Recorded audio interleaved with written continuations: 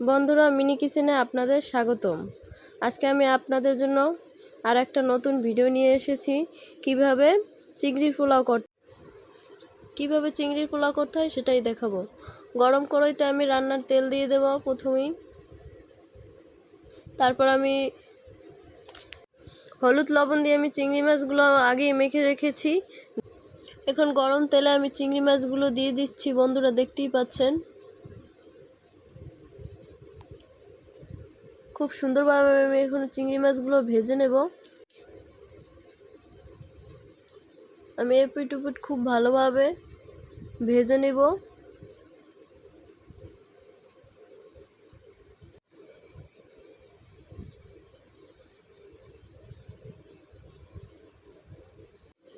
চিংড়ি মাছগুলো যাতে পুড়ে না যায় সেই দিকে খেয়াল রাখবেন। বন্ধুরা, দেখতেই পাচ্ছেন আমার চিংড়ি মাছ ভাজা হয়ে গেছে। আমি এখন উঠিয়ে নেব।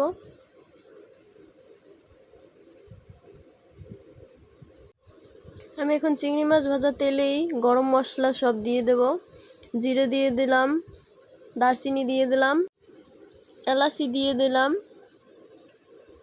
এবার আমি একটা তেজপাতা দিয়ে দিলাম যাতে খাবারের স্বাদটা বাড়ে।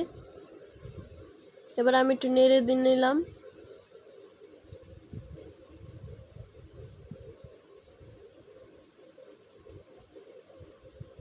খুব ভালোভাবে আমি এটাকে নেড়ে নেব। এখন ওই মশলার ভিতরেই আমি দিয়ে দিলাম পেঁয়াজ বাটা,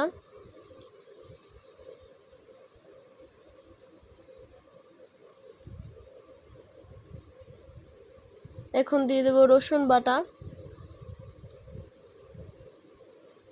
তারপর দিয়ে দেব আমি আদা বাটা, তারপর আমি অল্প একটু হলুদ দেব। এবার আমি সামান্য মরিচের গুঁড়ো দেব। এখন আমি স্বাদ মতো লবণ দিয়ে দেব, পরিমাণ মতো লবণ। জিরের গুঁড়ো দিয়ে দেব। বন্ধুরা,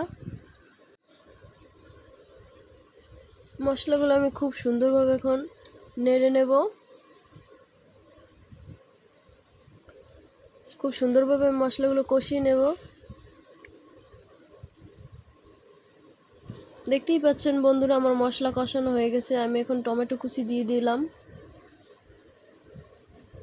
আমি এখন খুব সুন্দরভাবে নেড়ে নেব।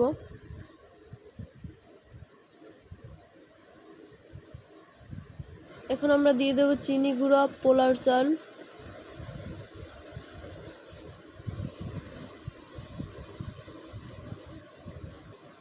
তারপর আমি খুব সুন্দরভাবে নেড়ে নেব। বন্ধুরা,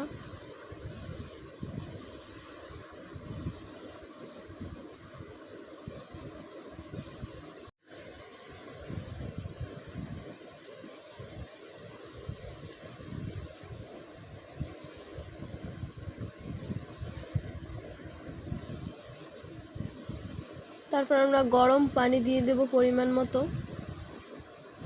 আমি এখন ঢেকে দেব বন্ধুরা, যাতে পোলার চালগুলো সিদ্ধ হয়। 10 মিনিট ঢেকে রাখার পর এখন আমরা দেখব। বন্ধুরা, দেখতেই পাচ্ছেন আমি একটু নেড়ে দিয়ে নিলাম। এখন আমরা চিংড়ি মাছগুলো দিয়ে দেব।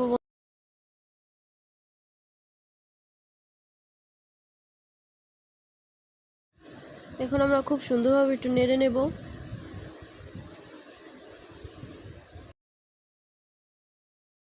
হয়ে গেল আমাদের চিংড়ির পোলাও।